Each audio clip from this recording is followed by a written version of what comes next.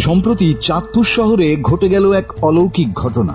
কবরস্থানে দাফনের আগ মুহূর্তে হঠাৎ নড়ে চড়ে উঠল এক নবজাতক। এই ঘটনায় স্থানীয় বাসিন্দারা দ্রুত ওই নবজাতককে উদ্ধার করে শহরের একটি প্রাইভেট হসপিটালে ভর্তি করেন।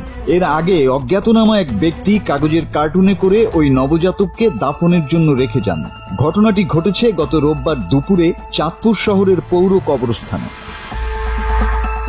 কবরস্থানের গোরখোদক শাহজাহান গণমাধ্যমকে বলেন, দুপুরে 30 থেকে 35 বছর বয়সী এক ব্যক্তি একটি কার্টুনে করে শিশুটিকে দিয়ে যান। শিশুটি মৃত, তাই দ্রুত কবরস্থ করার পরামর্শ দিয়ে যান ওই ব্যক্তি। সে অনুযায়ী শিশুটিকে দাফনের সব প্রস্তুতিও সম্পন্ন করে কবরস্থান কর্তৃপক্ষ। কিন্তু পরে দাফনের আগে জোহরের আজান দিলে অলৌকিকভাবে নড়ে চড়ে উঠে নবজাতকের দেহ।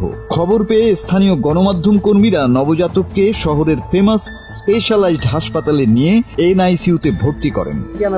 একটা বাচ্চা ধরেন, আপনি 200 টাকা দিয়ে গেলেন আকরবাতি মোমবাতি এই কথা কয়ে আমার দিয়ে আইসে। পরে আমি কার্টুন যেভাবে আছে কিভাবে আজকে কাপড়টা হরিয়ে আমি আজান দিয়েছিলাম। আজান দিয়া ওনার জানাজাটা দিব, এই সময় দেখলাম যে বাচ্চা লড়ে। ছেলে নবজাতকটিকে তাৎক্ষণিক এনআইসিইউতে রেখে চিকিৎসা শুরু হয়।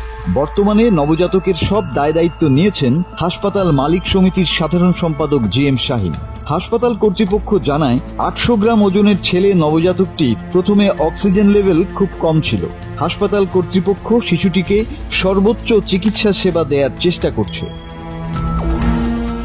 স্থানীয় বাসিন্দাদের দাবি, কবরস্থানের আশপাশে থাকা সিসিটিভি ফুটেজ দেখে নবজাতকটিকে ফেলে যাওয়া ব্যক্তিকে শনাক্ত করা এবং এ ধরনের অমানবিক কর্মকাণ্ডে জড়িত ব্যক্তিদের দ্রুত আইনের আওতায় আনার জোর দাবি জানিয়েছেন স্থানীয় বাসিন্দারা।